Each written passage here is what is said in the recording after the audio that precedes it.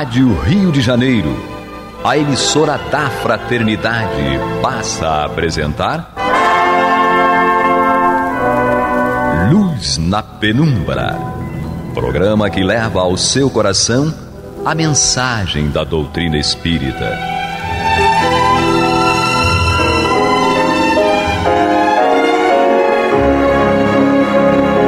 E com vocês, João Batista, para o estudo de O Livro dos Espíritos, da obra codificada por Allan Kardec.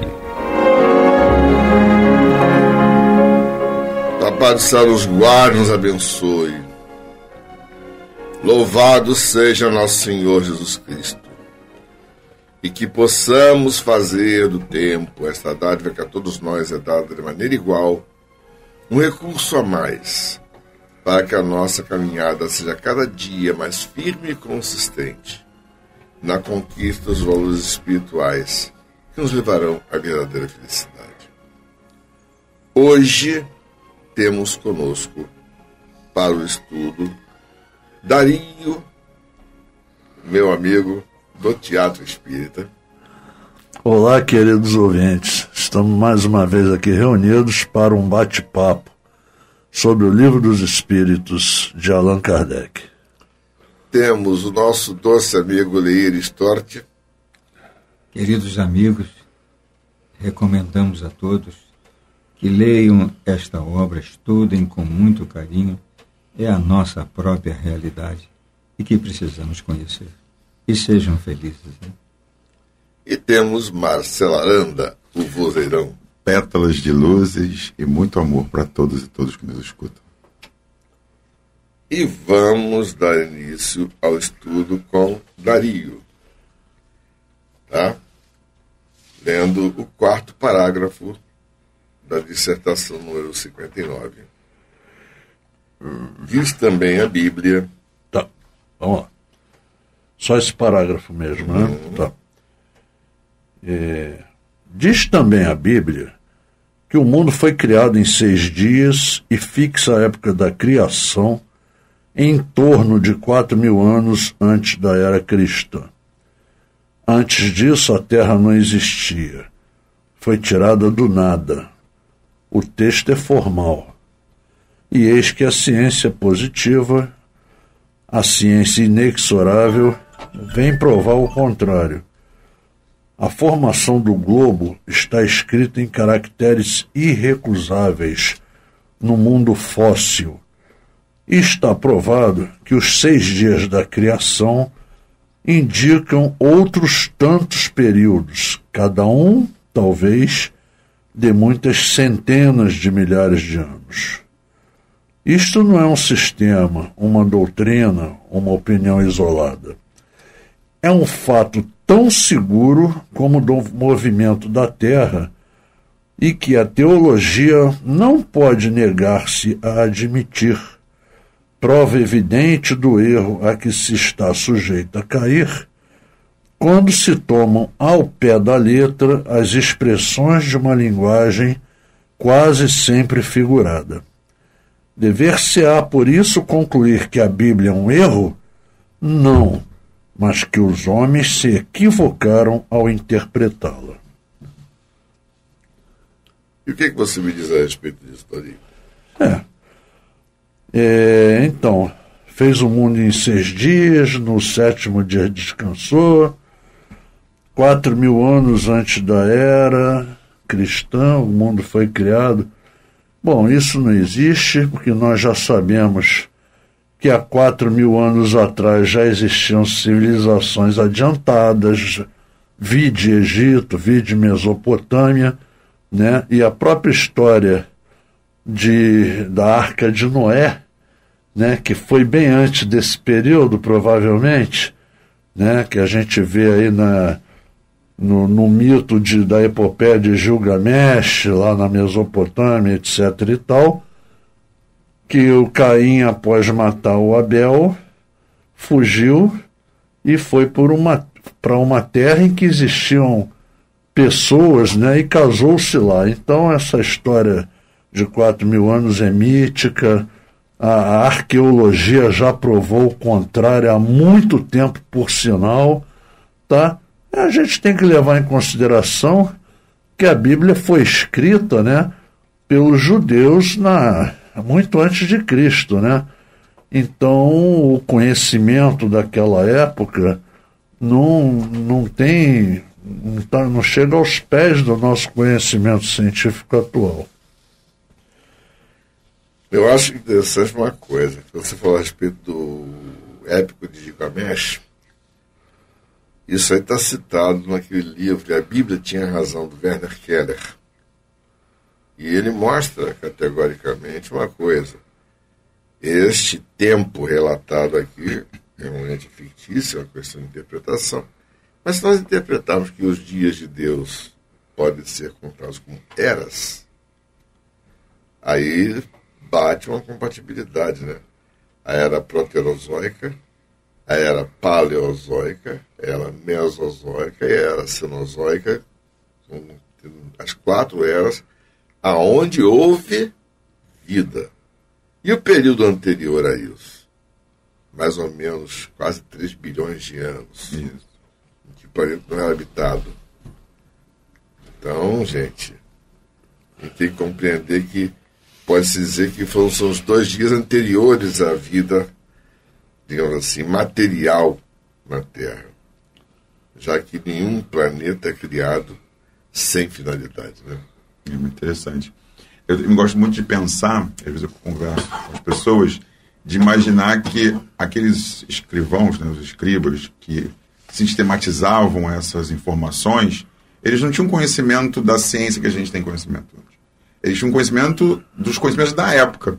Então eu fico imaginando eles, talvez, vendo, através da mediunidade, fenômenos e querendo relatar esses fenômenos.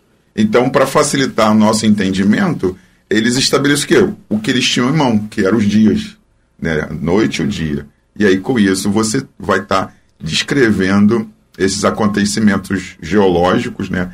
A geologia hoje é uma ciência que avançou muito, se conhece muito, né, dos solos, através de fósseis, né? E aí fica difícil as pessoas imaginarem que os fósseis estão errados, né? Que você dizer que a Bíblia está certa e o fóssil está errado, só que o fóssil você tem um registro químico, você tem prova e contraprova daquela identificação. Aí você vai falar assim, então a Bíblia está errada, como ele chamou a atenção? Não, é uma questão de interpretação daquele que naquele momento estava querendo descrever um fato, né? Mas não tinha tanto conhecimento. Eu tenho amigos evangélicos que dizem o seguinte, eles já concordam com essa postura, dizendo assim, a letra mata. É preciso interpretar a letra para compreender o verbo. Ou seja, para entender o que está transmitido dentro da Bíblia, é preciso fazer a interpretação à luz dos conhecimentos que não a negam. Simplesmente trazem dentro de uma maneira simbólica. Leia. Eu aprendi a ver tudo isso com muito respeito e a Bíblia deve ser vista como um dos livros mais importantes ainda hoje para o autoconhecimento da humanidade.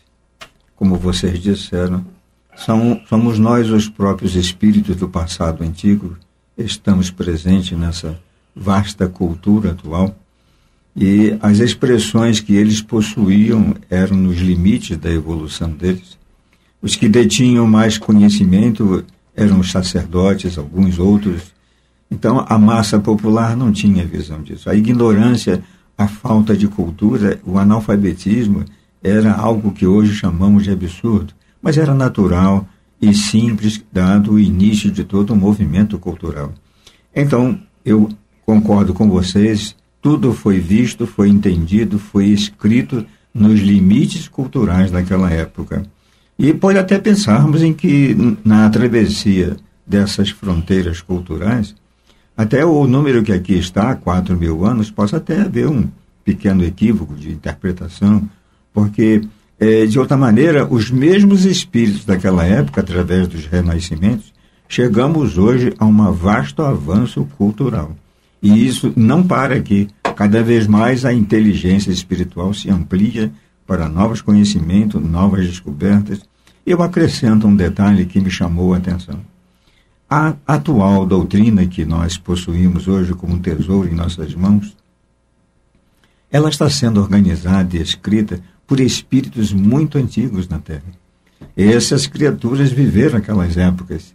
Então eu faço uma conexão e digo para mim que esta atual redação moderna que nós temos, ela é apenas uma atualização da antiga cultura bíblica naquela época, porque os registros desse livro, tido como sagrado para muitos povos, ele seria, de uma forma respeitosa, a doutrina espírita daquela época milenar. Não, e com certeza,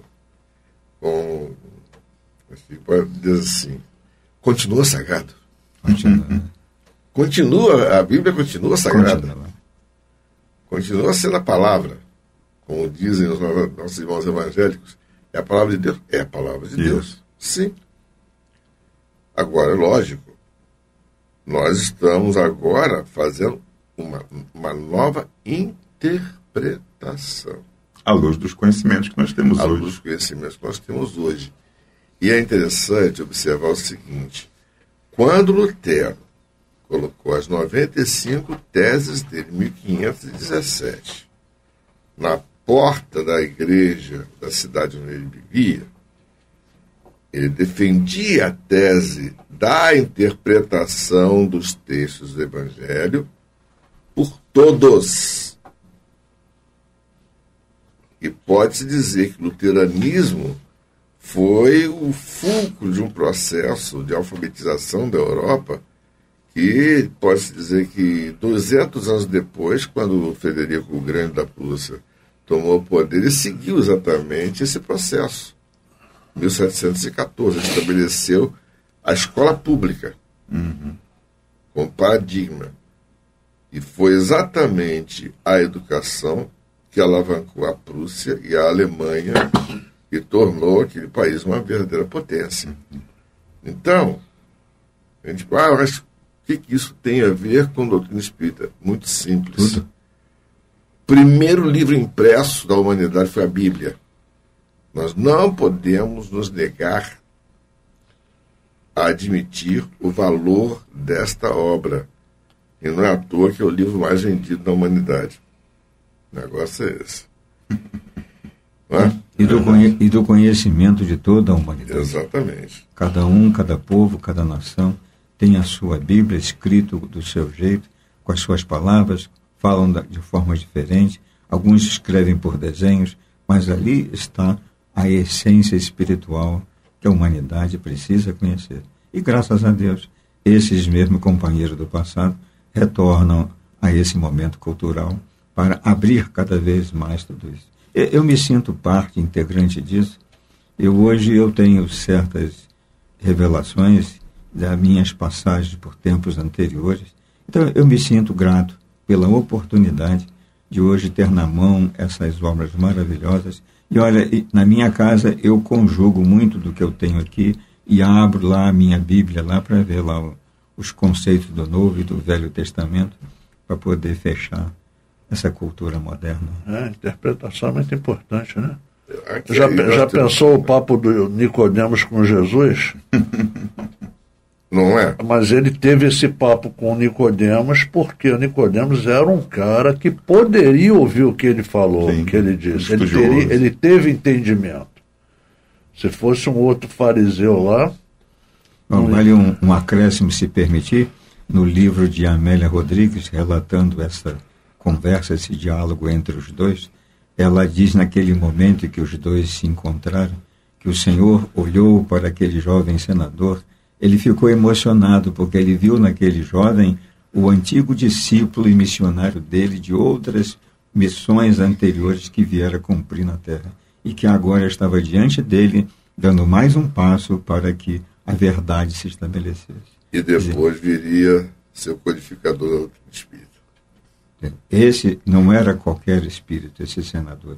O mais jovem entre os 70 que formavam a Câmara daquela época. Ele tinha entendimento. Muito especial. Por isso que Jesus pôde dizer aquilo para ele, porque ele tinha entendimento. Exatamente. E sabia. E Jesus viu. Ele tinha os ouvidos de ouvir. Como se estivesse no lugar certo, na hora certa, para fazer um documentário. Exato. E pegar e difundir para mais além, que chegou aos nossos dias. Né? Vamos à nossa vinheta. Fantástico isso, né? Você está ouvindo pela Rádio Rio de Janeiro o programa Luz na Penumbra, com o estudo de O Livro dos Espíritos, na apresentação de João Batista. Aqui, então, Kardec vai continuar aprofundando essa análise, dizendo o seguinte: escavando os arquivos da Terra, a ciência descobriu a ordem em que os diferentes seres vivos apareceram na sua superfície. E essa ordem está de acordo com a indicada em Gênesis, com a diferença de que esta obra, em vez de ter saído milagrosamente das mãos de Deus, em algumas horas, realizou-se sempre pela sua vontade, mas segundo a lei das forças da natureza, em alguns milhões de anos. Deus se tornou, por isso, menor ou menos poderoso? É uma pergunta muito importante. E ele continua essa análise. Sua obra ficou menos sublime por não ter o prestígio da instantaneidade? Evidentemente que não, né? Vamos ter essa clareza de ideias. Seria preciso fazer da divindade uma ideia bem mesquinha para não se reconhecer a sua onipotência nas leis eternas, que estabeleceu para reger os mundos. Aí ele complementa. A ciência, longe de desmerecer a obra divina, nola mostra sob um aspecto mais grandioso e mais conforme as noções que temos do poder e da majestade de Deus. Olha que coisa linda. Pela razão mesma dela se ter realizado sem derrogar as leis da natureza. Então vejam que coisa mais linda. A ciência nunca se opôs a Deus. Os homens é que inventaram esse negócio de que a mente deles, ainda talvez primitiva, achasse que a ciência estava em oposição a Deus. Pelo contrário, a ciência cada vez mais exalta essa onipotência, essa grandiosidade. Né? Pegamos de novo agora a comparação da Bíblia. Eu gosto de mostrar isso. Se você ler no livro de Gênesis, você vai ver que, né, o escritor pegou dos animais, dos seres mais simples para os seres mais complexos.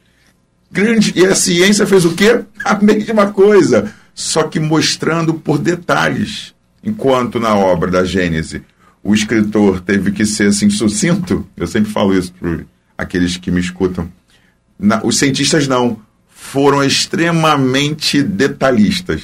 E aí pegou cada detalhe daquele e definiu. E vou mais. Né? Quando eles, na Gênesis, fala do homem, olha que coisa linda. Ele diz que nós viemos do pó e do pó voltaremos. O que é o pó? O pó era uma expressão para que todos entendessem esse ciclo da vida. Mas hoje sabemos que no pó nós temos o quê? Elementos químicos. E o nosso corpo é feito desses mesmos elementos químicos que encontramos na Terra. E por isso o nosso corpo, quando já não mais comporta, né, esse espírito naquele processo reencarnatório, ele devolve para a Terra, o seu corpo devolve para a Terra os seus elementos químicos. Então vejam a perfeição que é. A ciência não critica Deus, pelo contrário, ela enaltece, ela valoriza, ela mostra como é grandioso essa lei divina. E os grandes cientistas sempre foram teístas, não foram ateus. Isso. Pasteur era um teísta. Só para falar assim, Albert Schweitzer também. Isso. Por aí vai. Leir.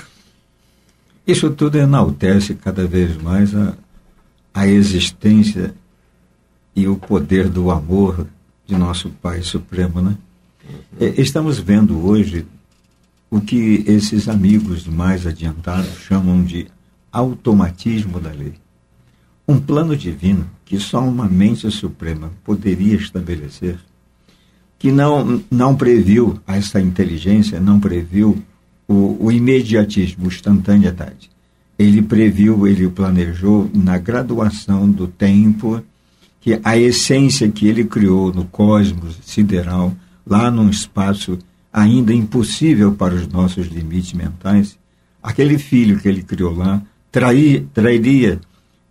trazeria a forma de essência ou um princípio de vida que seria envolvido por um sistema eco aqui da Terra ou de outros mundos, e ali o princípio iria se desenvolvendo ao longo dos milênios incontáveis por um processo desconhecido ainda para o filho espiritual, mas que luta através dessas diversas formas de ciência desvendar esse mistério.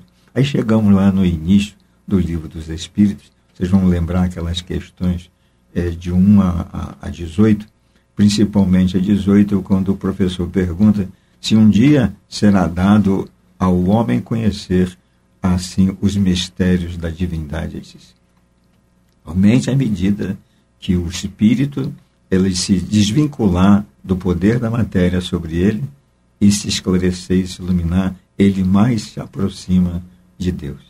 E, por último, aquele último degrau das bem-aventuranças, né? Quando o Senhor disse: bem-aventurados os puros de coração, pois que verão a Deus. Dentro dessa figura estamos nós, evoluindo, e aí se pergunta qual é a nossa verdadeira idade espiritual. Os milênios incansáveis, impossíveis. Sabe Deus. Uma coisa é certa. Há 4,5 bilhões de anos, mais ou menos a idade da Terra, né? Uhum. Jesus já era um espírito puro. Sim. Gente, fazia parte dos engenheiros siderais. Então, onde que ele se purificou? Que ele também, sem derrogar as leis de Deus, ele começou como um espírito imperfeito. Olha, isso leva muitos anos. A impossibilidade dos nossos limites, essa pergunta sua, fica assim dentro de um espaço cósmico de tantos e tantos e tantos dos impossíveis milênios em outros sistemas planetários. Exatamente, o universo. A gente não tem noção, cara, não tem como. Olha, essa questão aí do tempo e do espaço é maravilhoso. E me faz lembrar uma piada. Vocês vão desculpar, mas ela dá uma dimensão.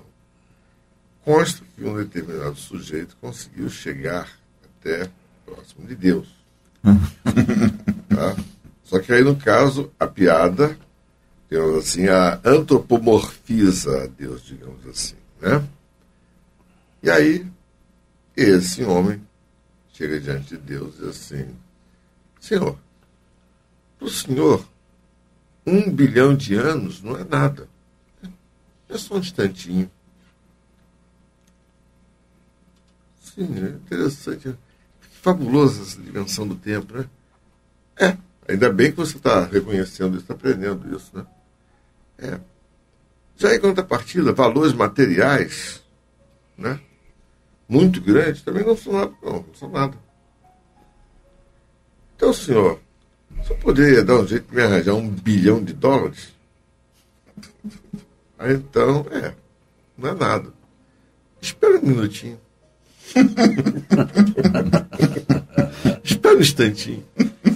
Ou seja, para ter $1 bilhão, o cara vai ter que esperar 1 bilhão de anos. Pronto. Vamos compreender. Vamos refletir a respeito disso. Que o Pai do Céu nos guarde, nos abençoe, hoje e agora para todo sempre. Que louvado seja nosso Senhor Jesus Cristo. E que possamos fazer do tempo esta dádiva que a todos nós é dada de maneira igual. Um recurso a mais para que a nossa caminhada seja cada dia mais firme e consistente na conquista dos valores espirituais que nos levarão à verdadeira felicidade. Graças a Deus. Graças a Deus. Graças a Deus.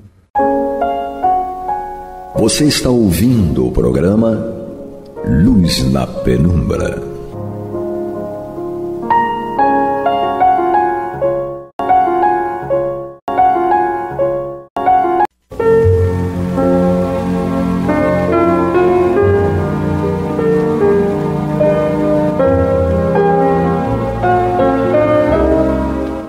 Rádio Rio de Janeiro está levando ao seu lar e ao seu coração a mensagem consoladora da doutrina espírita, através do programa Luz na Penumbra.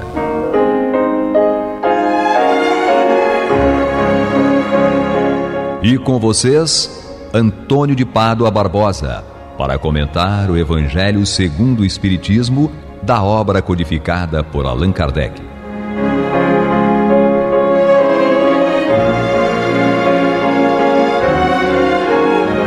Olá, meus caros amigos, muito boa noite. Hoje nós estamos dando início a uma nova fase aqui no nosso programa, Luz na Penumbra, na parte dos comentários a respeito do Evangelho segundo o Espiritismo. E eu gostaria de transmitir a vocês aqui algumas informações para vocês se situarem dos motivos dessa nova fase. Na realidade, já alguns programas vocês devem ter observado que nós estamos transmitindo algumas reprises dos programas.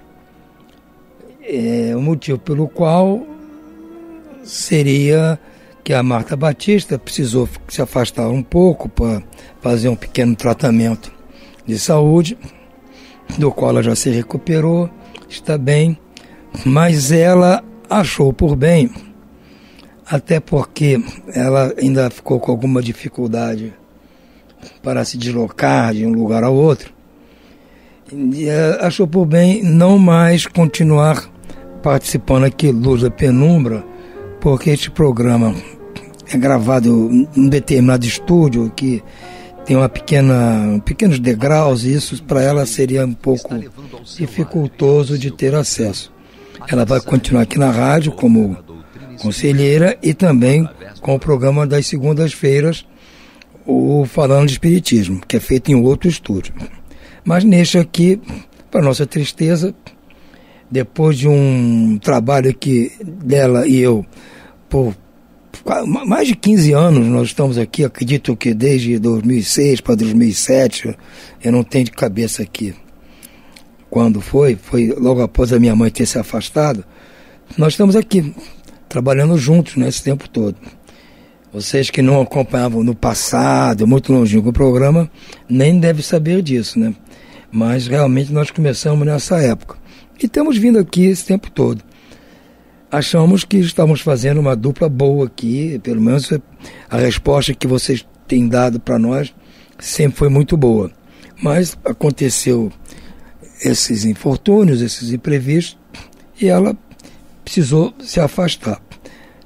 Mas nós vamos sempre manter contato com ela, até porque ela vem aqui à rádio, ainda que é minha amiga pessoal, então o contato continua. Então, se por acaso vocês quiserem algum contato dela, conversar com ela ou mandar alguma mensagem, vocês podem usar aqui os canais tradicionais aqui da rádio para fazer este contato. Bom, aproveitando então este momento de esclarecimento a vocês, eu gostaria de agradecer muito a Marta por essa convivência durante esses 15 anos aqui no programa, momentos durante os quais eu aprendi muito com ela, principalmente da fidelidade doutrinária que ela tem a respeito da doutrina espírita, dos postulados de Allan Kardec, do Evangelho de Nosso Senhor Jesus Cristo.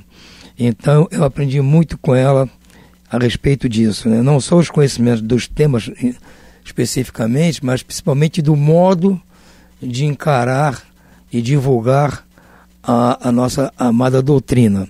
Isso me engrandeceu muito, solidificou em mim também esse modo de agir. Hoje eu me considero até um pouco parecido com ela, eu acho que é por causa dessa convivência. Então, Marta, fica aqui meu agradecimento, um grande beijo para você, e nós vamos continuar nos encontrando aqui na rádio às segundas-feiras, né? Que eu vou gravar logo depois do seu programa, então a gente vai continuar se encontrando. Fique com Deus, então. Então nós vamos hoje iniciar já do ponto em que nós interrompemos, antes de proceder com essas reprises, né? Então, àquela altura, nós estávamos ainda estudando o capítulo 7 do Evangelho, bem-aventurados os pobres de espírito. E o último item que nós estudamos foi justamente o item 11, as instruções dos espíritos, o orgulho e a humildade. Então, que é uma mensagem de Lacordaire. Então, retomando hoje o programa à sua normalidade, nós vamos estudar o item 12, que é também dentro desse item geral, orgulho e humildade, é uma mensagem do bispo de Argel, Adolfo. Ele mandou isso em Marmande, em 1862. Vamos então ler aqui o que nosso irmão nos passou e, dentro do possível, fazer algum comentário a respeito disso. Ele nos diz assim: homens, por que vos queixais das calamidades que vós mesmos amontoastes sobre as vossas cabeças? Desprezastes a santa e divina moral do Cristo. Não vos espanteis, pois, de que a taça da iniquidade haja transbordado de todos os lados. É um alerta importante, apesar de que nós já sabemos disso, não é verdade? Nós somos espíritas e sabemos que nós só colhemos aquilo que plantamos. Então ele está dizendo isso aqui com outras palavras. Nós não devemos ficar espantados, nem nos queixando das coisas que acontecem, porque se estão acontecendo é porque nós deixamos de transbordar a taça das iniquidades. Aí as coisas começam a acontecer conforme nós plantamos. Generaliza-se o mal-estar. A quem incriminar, senão a vós, que incessantemente procurais esmagar-vos uns aos outros? Não podeis ser felizes sem a mútua benevolência. Mas como pode a benevolência coexistir com o orgulho? O orgulho, eis a fonte de todos os vossos males. Aplicai-vos, portanto, em destruí-lo, se não quiserdes perpetuar as vossas funestas consequências. Tendes um só meio para isso, mas infalível. Tomardes para regra invariável do vosso proceder a lei do Cristo, lei que tendes repelido ou falseado em sua interpretação. Então ele está nos dizendo aqui que a origem desses males que nós cometemos no passado, essas iniquidades que hoje resultam nessa taça de fel que nós estamos tendo que provar, a causa disso tudo está no nosso orgulho. Ele é a fonte principal de todos os males, o nosso orgulho. Então ele está nos aconselhando a nos aplicarmos para destruir esse orgulho. Porque se conseguirmos destruir o orgulho que há em nós, nossos problemas vão se acabar. Mas ele admite que realmente é difícil eliminar o orgulho. E ele diz aqui a proposta que ele tem, ele diz só há um meio infalível de nós derrotarmos o orgulho que está dentro de nós. Essa regra, invariavelmente, procede no cumprimento da lei do Cristo, que nós, por azar nosso, ou por ignorância nossa, temos sempre repelido essa lei, ou falseado a sua interpretação. E isso é muito importante, porque muitas vezes nós sabemos qual é a lei do Cristo, mas achamos por bem que não vamos cumprir. Então, ponto final, não vou cumprir, pronto. Pelo menos nesse ponto nós somos sinceros. Mas há o caso em que nós não dizemos que não vamos cumprir a lei. Apenas nós falseamos a interpretação da lei, de forma a não parecer que nós estamos descumprindo alguma coisa. Simplesmente nós achamos que a lei não fala aquilo que realmente ela fala. Ela fala algo que nos interessa, aí nós continuamos fazendo aquilo que nós queremos. E isso que é muito perigoso, porque nós estamos enganando a nós próprios. Por que tendes em tão grande estima o que brilha e encanta os olhos, em vez daquilo que toca o coração? Também é muito importante, né? O que nos atrai de imediato são os olhos, né? O que os olhos veem. Mas o nosso coração nem sempre está de acordo com aquilo, né? Por que fazeis do vício, na opulência, objeto das vossas adulações, enquanto só tendes um olhar de desdém para o verdadeiro mérito que se oculta na obscuridade? Apresente-se em qualquer parte um rico debochado, perdido de corpo e alma, e todas as portas lhe serão abertas. Todas as considerações voltam-se para ele, ao passo que mal se dignam saudar o homem de bem que vive do seu trabalho. Quando a consideração dispensada aos outros é medida pelo peso do ouro que possuem ou pelo nome que usam, que interesse eles podem ter em corrigirem os seus defeitos? Ele fala isso no século XIX, mas não estamos muito diferente disso ainda hoje, né? Nós temos a tendência a dar mais importância àqueles que têm o bolso cheio. Entendeu? Ou aqueles que têm nome importante, podem abrir portas para nós com a sua influência, seu conhecimento. Então, essas pessoas, independentemente do que elas realmente são ou do que elas realmente fazem, é o que nós queremos conseguir, é aquilo que nós queremos para nós. Enquanto, na realidade, nós totalmente desprezamos as pessoas que não têm isso para nos dar. Pessoas que vivem especificamente o seu trabalho, suficiente para viver, tem a sua família lá, humilde, simples. Não, esse não interessa. Interessa aquele que propagandeia, promete mundos e fundos. Na verdade, isso acontece muito no nosso dia a dia, né? Nós damos importância àqueles que falam bonito, não é? E tem alguns até que dizem que mentir está na moda. Mentem e dizem que não, tem que mentir porque o povo só acredita em mentira. E nós acreditamos nas mentiras. A gente vai fazer o quê? Infelizmente, mas o bispo de Argel aqui, o Adolfo, está dizendo que isso não é uma boa. Nós temos que prestar atenção, deixar o nosso coração livre para ele decidir em quem realmente devemos acreditar. Outra seria a situação se a opinião geral fustigasse o vício dourado, tanto quanto o vício de andrajos, mas o orgulho é indulgente para tudo que o lisonjeia. É isso, aquele vício de ostentação, de moleza, de vulgaridades, esses vícios são tolerados pelo orgulho. Agora, o vício é indulgente com isso. Aliás, nós somos indulgentes com esses vícios. O orgulho é indulgente com esses vícios. Né? Ele adora quem tem lisonjas, né? Agrados. Então a gente se sente tocado por isso, embarca na canoa. Faz parte da nossa vida ainda. É parte da nossa ignorância. Século de cupidez e de dinheiro, dizeis. Sem dúvida. Mas por que deixastes que as necessidades materiais sobrepujassem o bom senso e a razão? Por que cada um quer elevar-se acima de seu irmão? Hoje a sociedade sofre as consequências desse fato. Olha, ele está falando isso no século XIX, 1862. Na verdade, 140 anos, mais ou menos. Não, é mais ou menos isso. 160 anos, para ser mais exato. Então, vejam bem, não mudou muita coisa.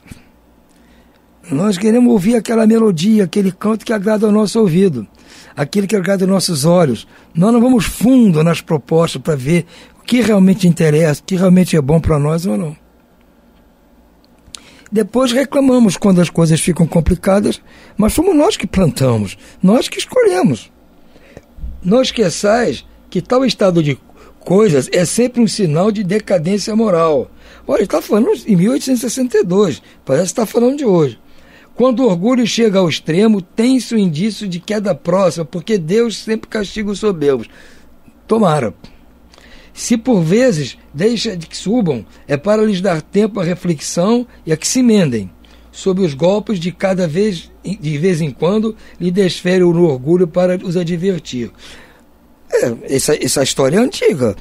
Sempre sobe alguém muito importante, com tudo de repente, o Papai do Céu vai lá e corta os degraus da escada e o indigitado cai. Então, quando a rebeldia está mas em vez de se humilhar, eles se revoltam. Então, quando a medida está cheia, Deus a revida completamente, sendo-lhes a queda tão mais terrível quanto mais alto hajam subido. E daquela canção, né? Maior é o coqueiro, maior é o tombo do bobo afinal. Todo mundo é igual, todo mundo termina com terra por cima e na horizontal. Já dizia o poeta Billy Blanco. Então, quanto mais sobem, quanto mais o orgulho nos põe no alto, quanto mais nós adulamos os orgulhosos e vamos juntos, a hora que cair nós estamos muito alto e a queda vai ser muito dramática. Pobre raça humana, cujo egoísmo corrompeu todos os caminhos, toma novamente coragem apesar de tudo. Em sua misericórdia infinita, Deus te envia poderoso remédio para os teus males, um inesperado socorro à tua miséria. Abre os olhos à luz. Aqui estão as almas dos que já não vivem na terra e que te vêm chamar ao cumprimento de teus verdadeiros deveres. Então está dizendo que Deus enviou para a raça humana, ou seja, nós, a gente, o socorro, a ajuda, para nos ajudar a combater aquilo que o nosso egoísmo, que o nosso orgulho corromperam. Então, Deus está mandando ajuda. E de onde vem essa ajuda? Essa misericórdia infinita que Deus envia, e Deus te envia poderoso remédio para os teus males. Um inesperado socorro à tua miséria. Deus manda para nós um socorro para a nossa miséria. Abre os olhos à luz, pedindo que nós abramos os olhos. Aqui estão as almas dos que não vivem na terra e que te vêm chamar ao cumprimento dos teus verdadeiros deveres. Ou seja, essas almas do infinito, esses espíritos que já desencarnaram, voltam até nós para nos alertar, nos ajudar, nos proteger de nós mesmos.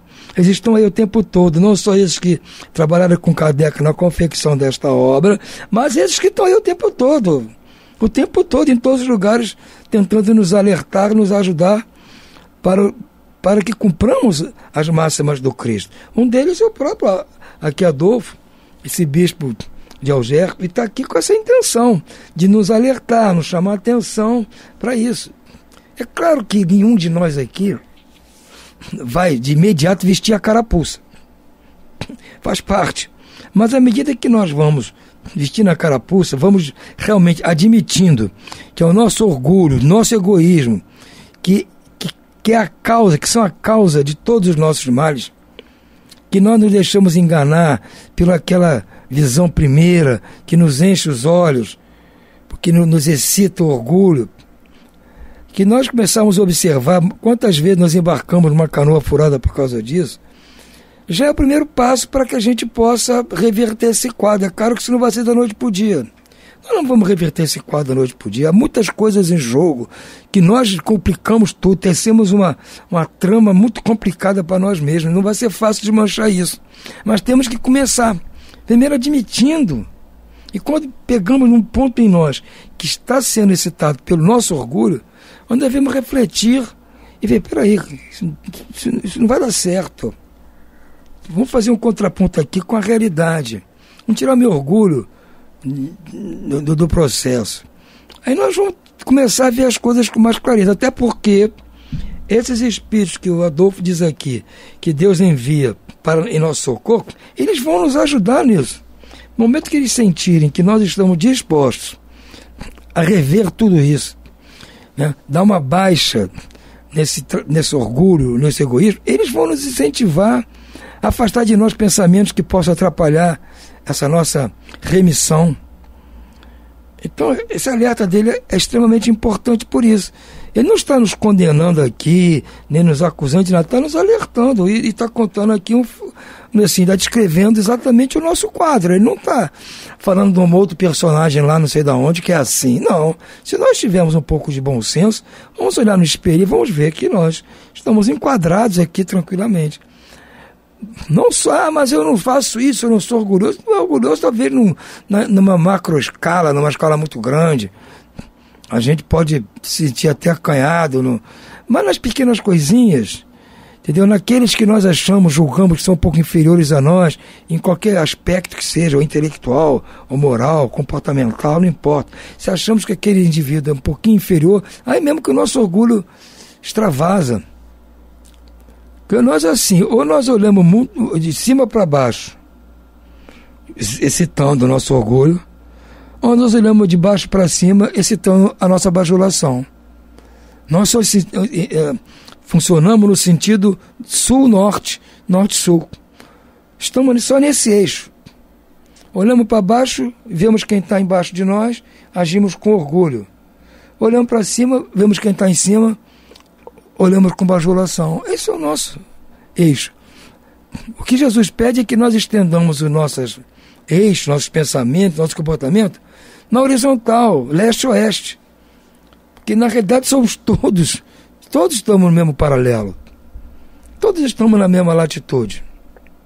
Então não adianta querer ficar vendo o que está lá em cima e o que está lá embaixo. Nós todos somos irmãos. Temos que exercitar a fraternidade. E na fraternidade não pode haver orgulho, não pode haver egoísmo. Essa é a nossa incumbência, mas eu sei que é muito difícil. E eu falo por mim, eu não sou diferente de ninguém. Eu leio isso aqui, prego isso aqui, tento pôr em prática, mas volta e meia me pego agindo dessa forma.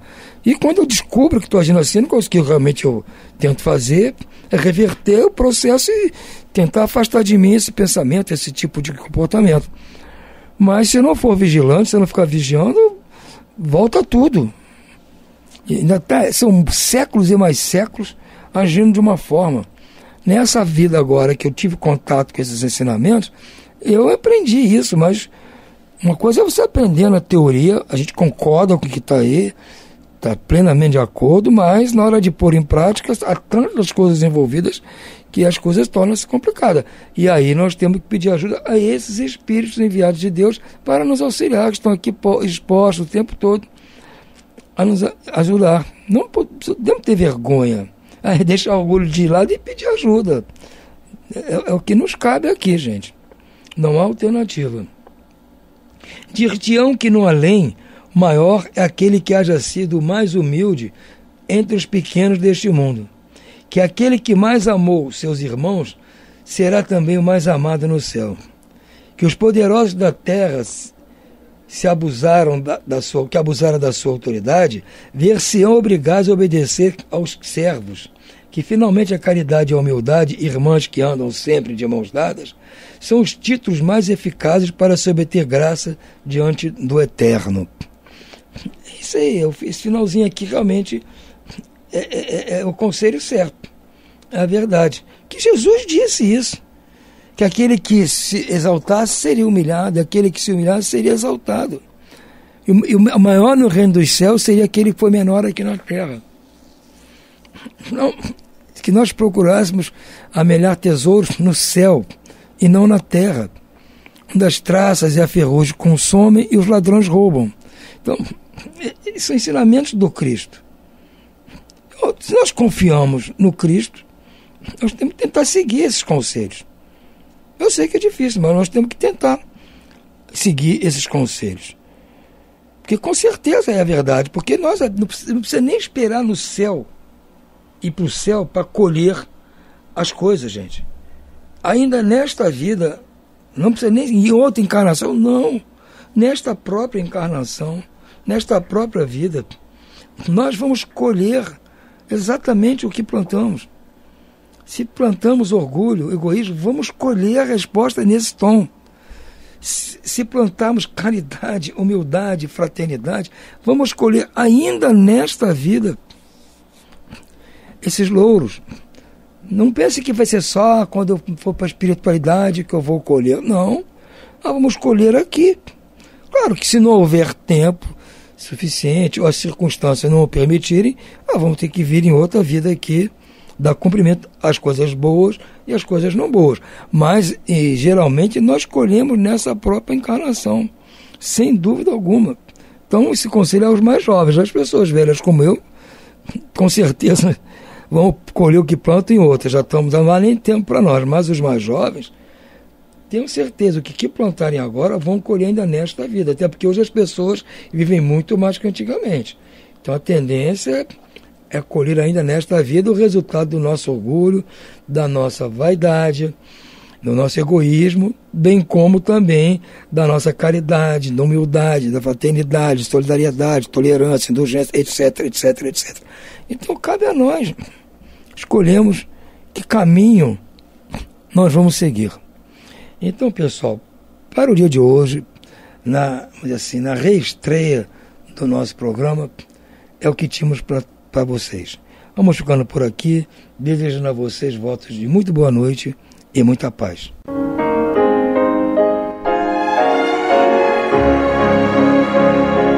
E vamos ouvir agora a prece de encerramento de nosso programa, na voz de Geraldo de Aquino. Jesus, dá-nos coragem para a luta, piedade para os insultos e misericórdia para as injustiças e ingratidões. Limpa nossa alma de inveja e ambições mesquinhas, de ódio e de vingança o nosso caminho. E que dentro em pouco, ao recolher-nos de novo ao calor do nosso leito, para que o sono nos dê a paz e o esquecimento das tristezas humanas, possamos sentir, Senhor, no mais íntimo de nosso ser, a doçura indefinível do Teu amor e a grandeza incomparável da Tua divina presença. Que assim seja.